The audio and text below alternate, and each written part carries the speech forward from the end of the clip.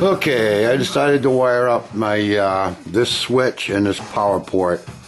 So what I did was I ran these two wires right here back down to right in here where I cut the wire up to the stereo, and that goes back to the battery. So I'm going to bring the battery power up to here.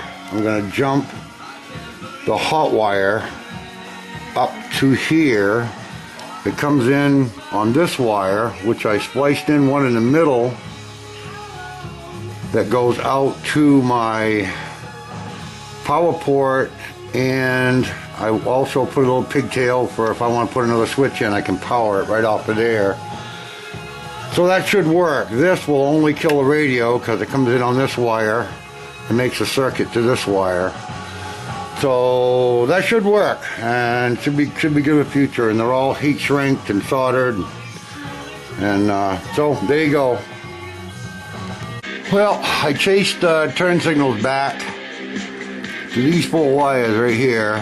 Those are actual turn signals, and this blue wire is running lights, but they took the clip, so I got no clip. So I'm going on the other side. And right here, I clipped the two blue wires right there. I don't know if you can see them or not, but right there. And I'm just going to jump over the top and hook the blue wire into those two. So, yeah, that's what I found. Everything else is going good.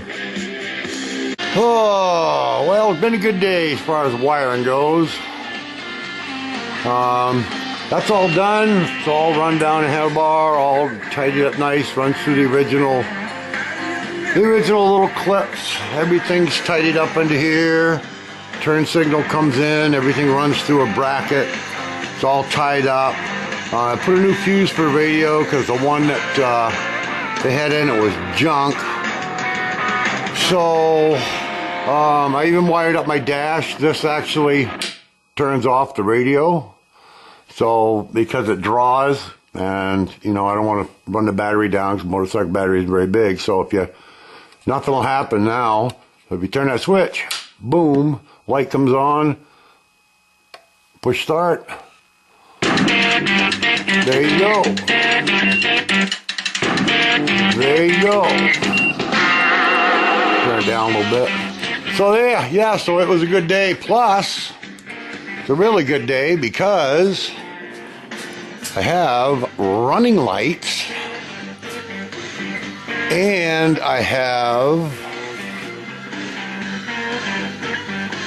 turn signals. How about that, huh? Yeah, baby. So that's cool. That's cool. So they work, and that running light is that blue wire. You turn the key off, it goes off. Turn the key off, it goes off. So that's back to factory. Let's see, I come around here. This is where I tied everything in. This is the right side turn signal. Jump the two into the clip, jump the blue one over there. Or jump that blue one over to the blue one coming out of this one. And that'll be pretty simple, but I've had enough for one day. I got a lot done today, actually. I hate wiring, but I got it figured out, and everything's shrink wrapped. You know, everything's shrink wrapped and soldered together. So tomorrow, put this control on, wire it up, and then I can figure out what I need for cables and order my cables. So, meantime, I still got exhaust and a carburetor and everything. I'll put it, but the hard part's over. The front end's done. Wirings are done. The switch works good. The radio will still play without the, without the key on. I wired that right back to the battery. Put a new battery in today too. So, anyhow, I'm gaining, man. I'm gaining. Straighten her out. Yeah, so pretty good looking dash, I think. Pretty mean looking. Got a lot of shit happening there. So there it is. Another day. Tomorrow, another wiring day.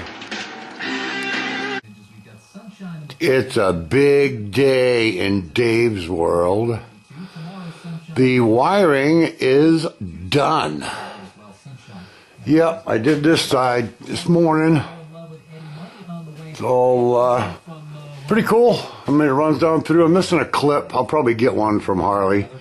It's just that round clip. I just want to put it back on. But, yeah, ran it down through. Turn signals back up. There's that blue wire jump I told you about. Just went from there to there.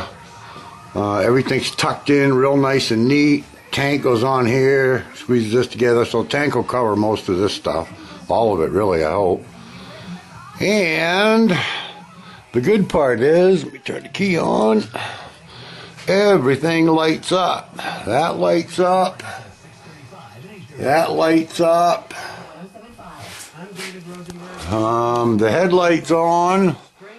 Let me see. Headlights on. Horn works. High, low beam. Turn signal. Turn signal.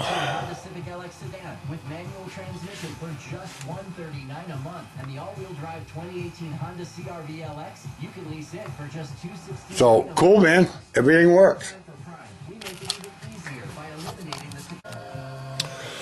Well, making progress. Bike's all wired and everything else, and I just want to show you the difference because I've had a lot of questions of whether a Mikuni carburetor, which is a fair amount of money, is going to be any better than the CV carb. So I'll show them to you, and I think so. This is the CV carb that came off of it. It's special. It says Harley Davidson right on it. See that? Ooh. Well, it's a CV carburetor, and how the CV carburetor works is this is a vacuum diaphragm, and when your engine calls for power, it has a butterfly in the back, and the butterfly opens. Okay, but if you notice, you can't really see through it very well. Okay, vacuum has to take over. You can see that in there or not. Vacuum has to take over, and it opens this right here. It opens that, but it's by vacuum, so there's a little lag in there. Okay, this is a 40 millimeter. I'm putting a 42 on, but that's one difference. It has a butterfly valve. It has a butterfly, and that's how that works. Plus, pain in the ass to change the jets. There's a bunch of shit you got to take off the bowl and everything else. It's kind of a pain in the ass. So there's what came off. This is what I'm putting back on. This is a HSR 42 millimeter Mikuni.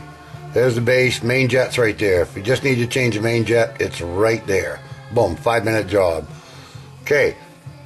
The basic difference is when you open the throttle, Wham!